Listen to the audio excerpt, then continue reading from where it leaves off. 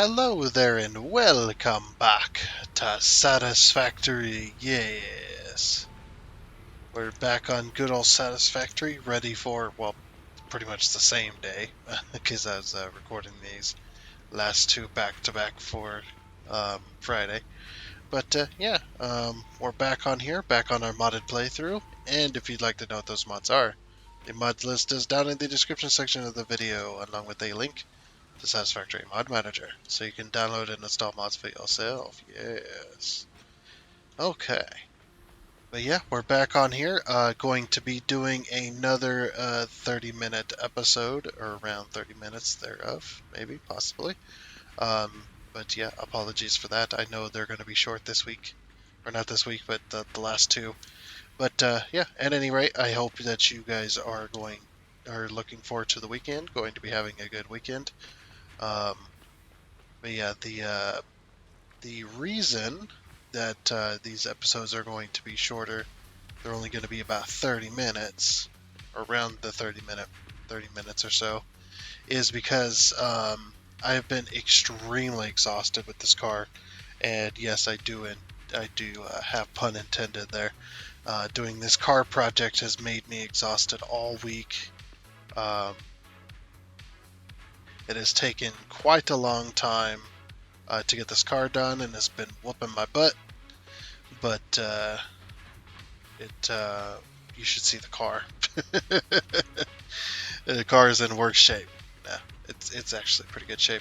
The project's been going quite well. It's just been exhausting. Again, pun intended there.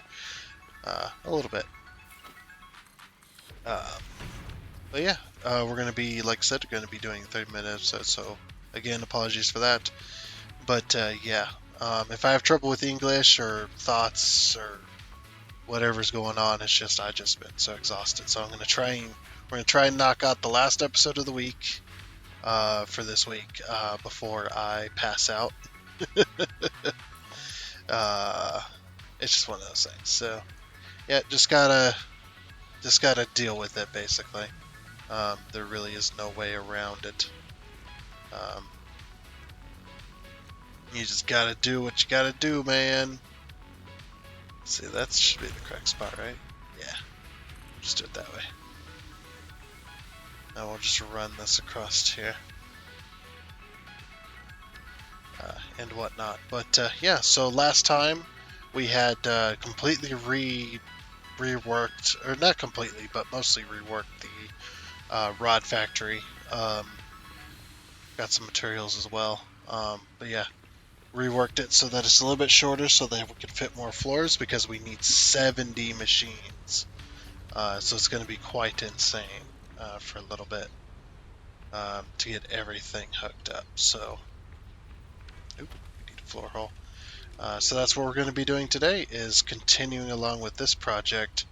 It's going to be a very daunting project, but I think we might be able to get some of it done, even with the 30 minutes. And also nothing's going to be cut out as well because of that. So yeah, don't expect any cuts or anything. It's not because I'm just super tired not to do them, it's just because the 30 minutes is very, very precious to me currently, so everything's going to be recorded.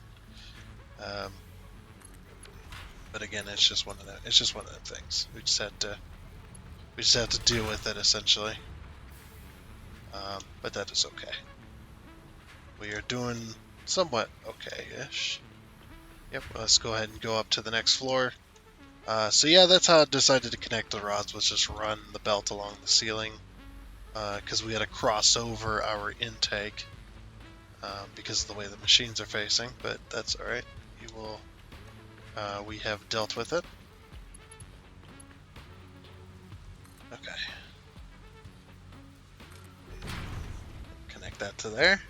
Very, very nice.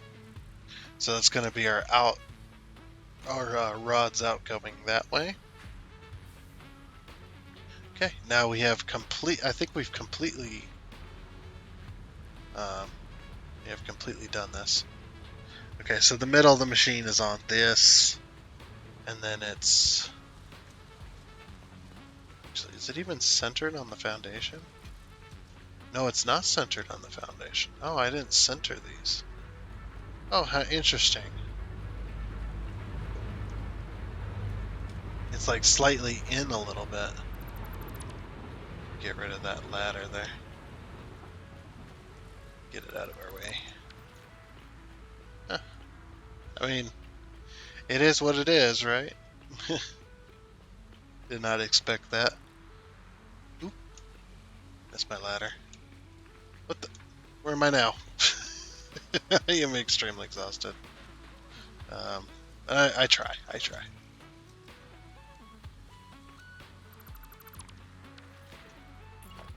Okay.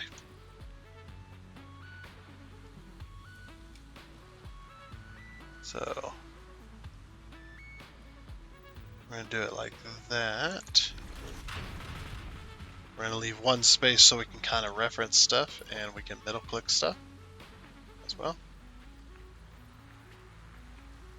Okay, so that's center. It's like one in, isn't it? Oh, I went two in. So what we could do is hit H again to unlock it. So right there, and right there. Okay. We'll put another 10 in. Very nice.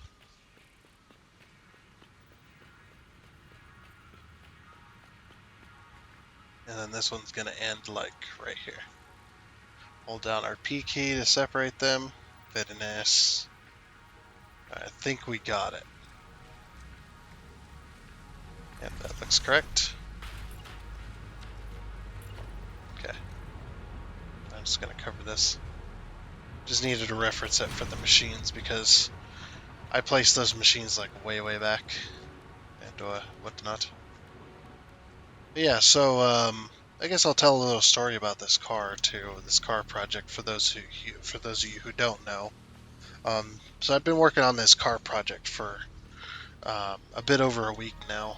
It's been, like I said, it's been extremely exhausting. It's one of those projects that just kind of beats you up both mentally and physically. 2, 3, 4. Hit the H key. And the reason it's taken this long is because, like I said, it's been incredibly difficult of a project. Those who are car mechanics understand that some car projects take way longer than they should. Like something that's a simple task that may take like a couple of minutes to do turns out to be a couple of hours, you know, because the car's refusal to cooperate. Maybe not the car mechanics that work on, you know, either mock-up, not mock-up. What am I trying to say here? They work on like very little used cars, cars that don't get very many miles on them. They usually sit in a garage, and the only time they're taken out is for people to go for a cruise or taken out of the garage for maintenance. Those mechanics, obviously, they're not gonna know what I'm talking about. But I'm talking about the down and dirty mechanics that just, you know, they know what it's like. It was an insane car. So I took out this engine a little over a week ago out of a junkyard car because this vehicle, it's a 2009 Pontiac G6, and the little 2.4 liter 4-cylinder Ecotec engine had decided to go kablooey. It destroyed the block, threw parts, had a hole where you could see all the way through the engine block from one side to the other, like it had gotten shot. with an anti-tank round, you know, or maybe anti-artillery or whatever. I don't know. It was a pretty good sized hole. You can see daylight all the way through. Man, it was insane. It was like I think it had something to do with these rods. We had these rods that had snapped in half inside the block about almost all the way down near the oil pan. I'm not exactly sure what those are. Yes, I'm a car mechanic, but I'm an old school mechanic that knows. Yeah, I know the old school engines inside and out. The ones where it doesn't take much electronics to get them running. Um, like all the way up to maybe 2000. That's where most of my knowledge expands. Um, uh, but these newer cars, I shouldn't say newer. I mean, 2009 is, quite old nowadays.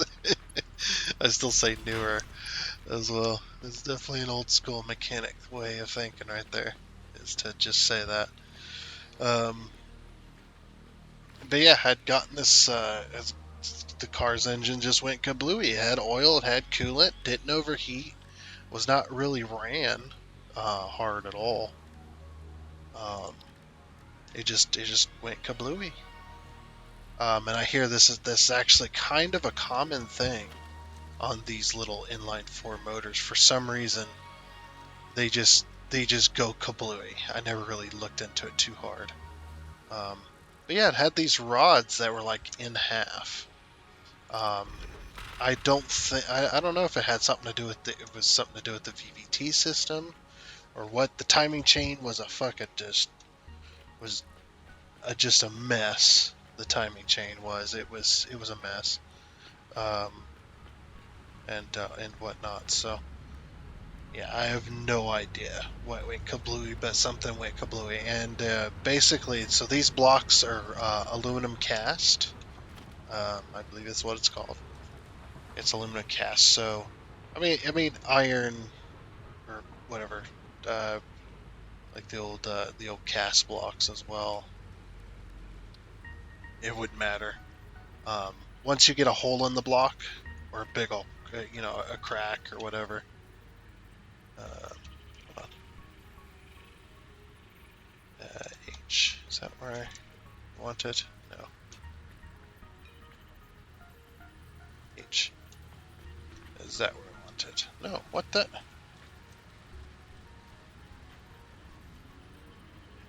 Why doesn't that want to line up? Isn't that weird? I don't think I've ever had that happen. Where a conveyor merger does not want to line up with the machine. That is really strange. The splitter's lined up just fine. Like, what the heck?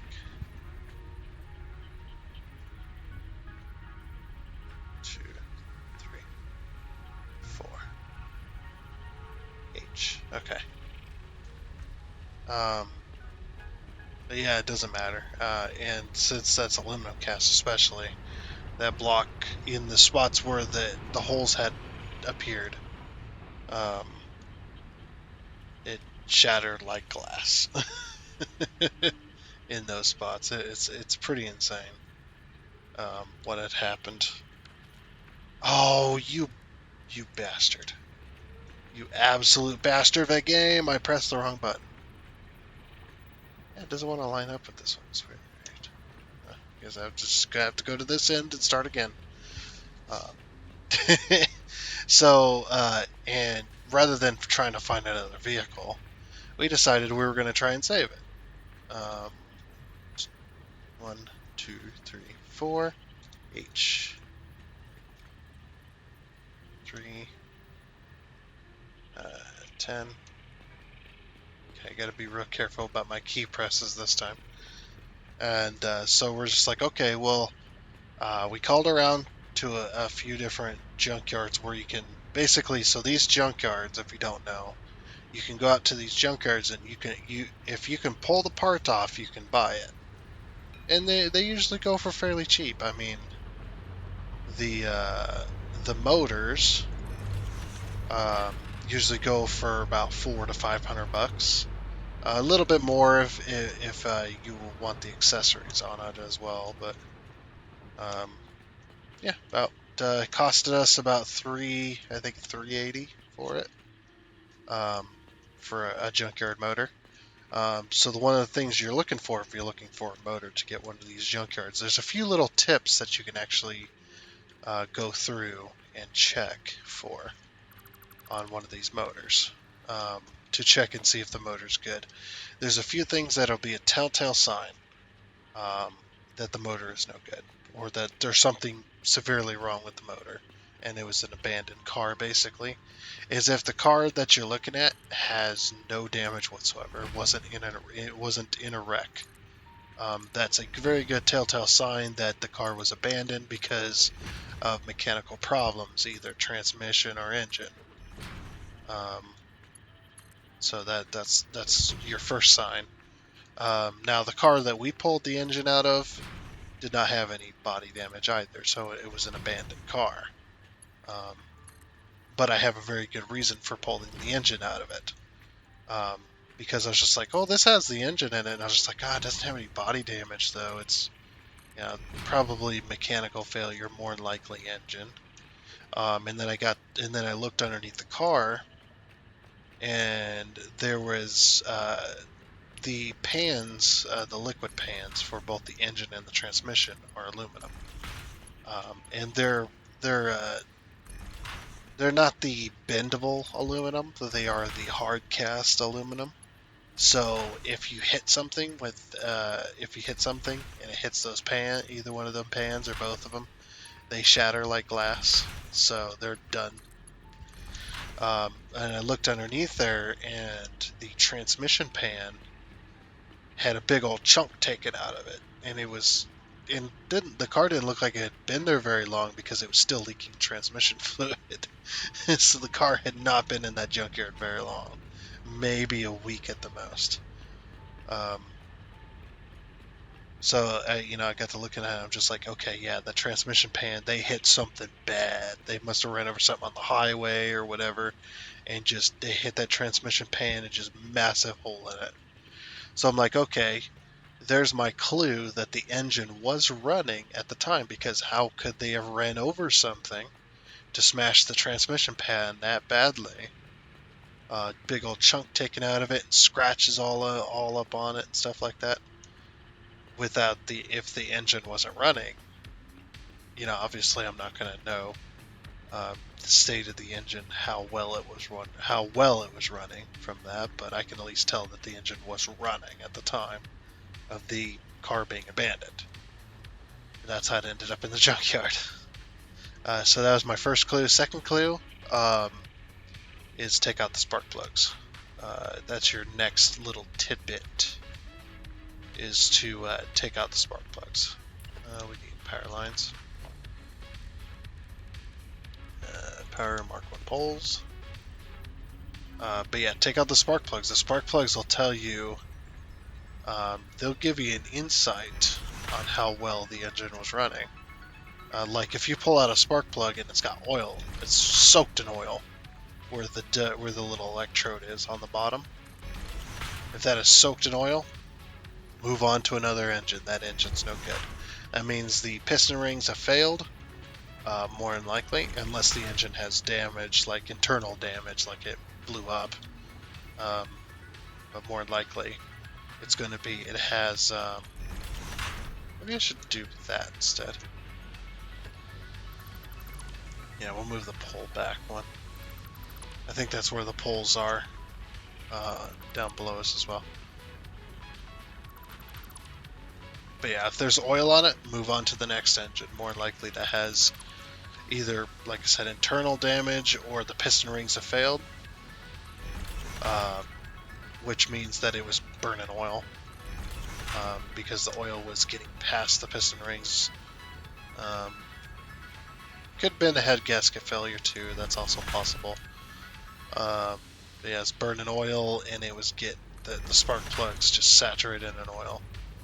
So that'll give you a tune there. Now, if you have another problem that you could run into while pulling spark plugs, is if the spark plug is really, really clean, but it looks old. Like the spark plug looks like it's been in the motor a while from the outside, from the porcelain and stuff like that. But the electrode where the electrode is, and basically the part that's inside the motor, that is like really, really clean, or it's got a bunch of white powder on it, kind of like white corrosion almost, stuff like that. Those kind of signs will typically be the sign of maybe a head gasket leak or internal damage, whichever. That it was burning coolant, because coolant, when under high amounts of pressure and heat, turns into a steam cleaner, uh, basically.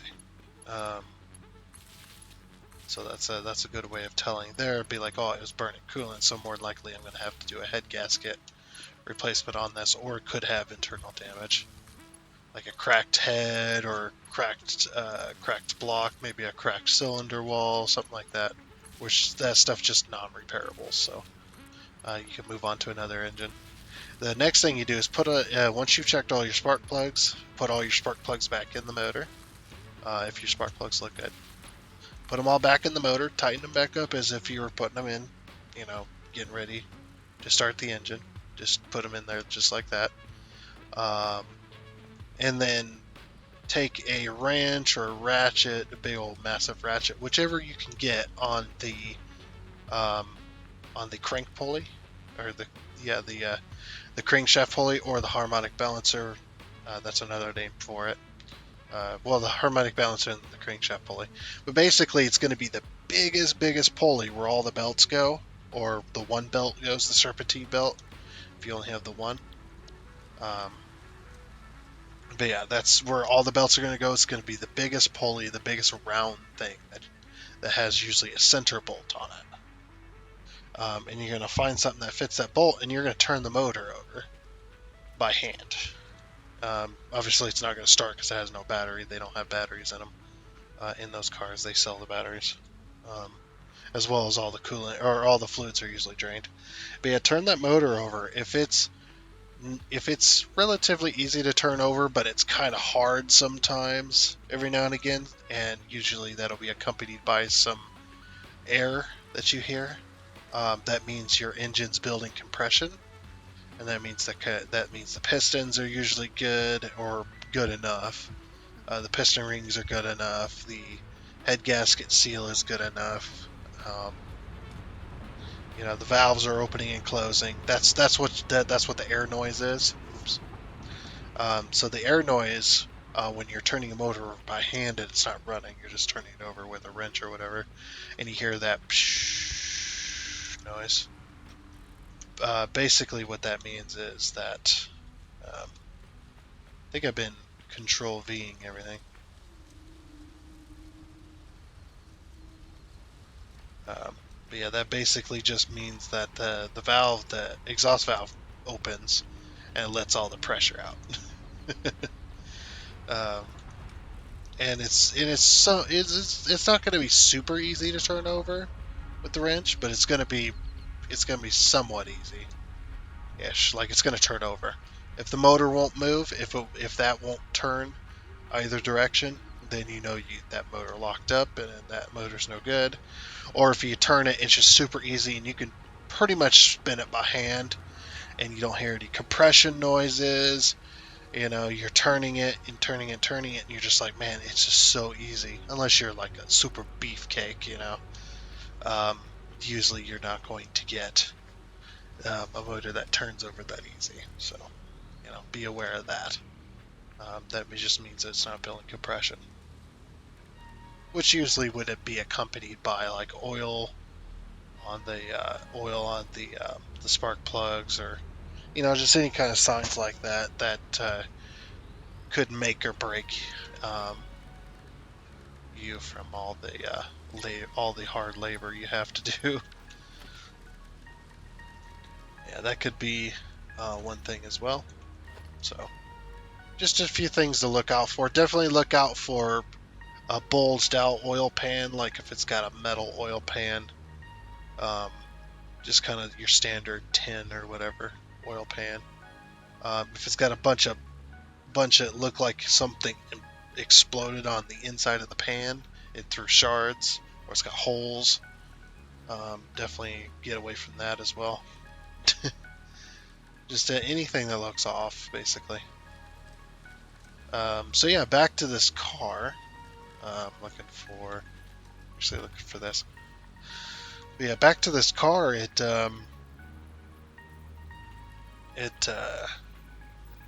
actually looked fairly good condition because of that transmission. You also want to look for leaks too. If it's got a whole bunch of oil leaks, just the motors are completely caked in dried oil, it's probably best to avoid it unless you plan on doing gaskets, like a engine rebuild gasket kit, which is usually pretty expensive. Usually, a couple $100, depending on the car and what kind of gaskets and stuff it needs. But yeah, definitely keep a lookout for that. Like a whole bunch of leaks. This engine looked. It was really, really good as far as clean wise. They just had a little bit of a gasket leak for the valve cover, which is super, super easy to change. So no big deal there. Motor had good compression. Spark plugs looked good. All the stuff that I was talking about, everything looked good. The only thing that didn't look good was the transmission. The transmission was absolutely screwed. Not just the pan, but they had hit something so hard that one of the transmission mounts had actually punched a hole clear through the transmission casing, which is really bad because it's also cast aluminum, so non-repairable. Yeah, that looks good. We'll just get rid of the center one here, I think. Yeah, it was just really bad on that transmission, but I took a gamble, and I think it paid off. Wasn't too bad.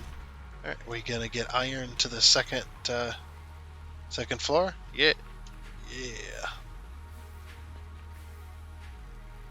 yeah, buddy. We got 20 machines now making rods. Very, very good. Okay.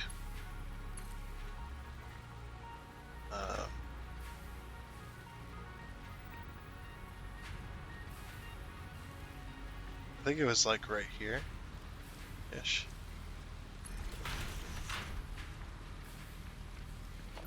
Let's see. Ooh. Yeah, it was right there.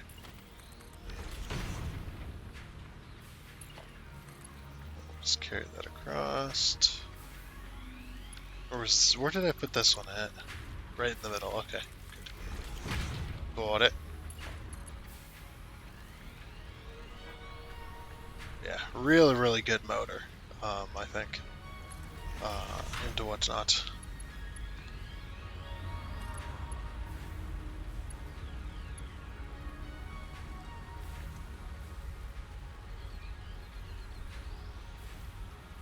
Let's see, right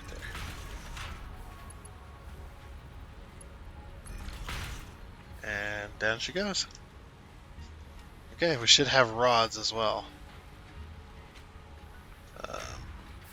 Gonna be hard to tell if I can't get up on top of these. Yeah, we got rods. Good. Alright, that'll do it for that floor. Perfect. Just got, so we got 2 floors done. Just 5 more floors to go. But we have just about hit our 30-minute mark, and I think that's a perfect time to call it. Just real quick though, on that vehicle, like I said, it's kicked my butt, but I've also kicked its butt and whatnot. Project's pretty much done, and whatnot. If that engine refused to come out, it took me 5 hours to get that engine out, and it fought the whole entire way. But I was also under pressure, time management wise, so I had to, maximize as fast as I freaking could. Killed myself getting it out of there in 5 hours. and it just refused every single step of the way. Then we got the engine, brought the engine back, um, and whatnot, and pulled the other motor out, which also fought every single step of the way, pretty much. And then put the junkyard motor in, slapped it all together. Had a few issues here and there that we've run into. Well, we've got pretty much everything solved. Just got a few little items to get buttoned up and whatnot, and then we should have a video here soon on it too. Probably, I don't know if it'll be next week. If I can get it together for next week, well, we shall see. But yeah, like I said, unfortunately, we have hit our 30-minute mark. That is going to be it for this episode of Satisfactory. I know we haven't gotten much done, so apologies for that as well. But at any rate, I do hope you enjoyed this episode, and until next time, I guess it's a goodbye.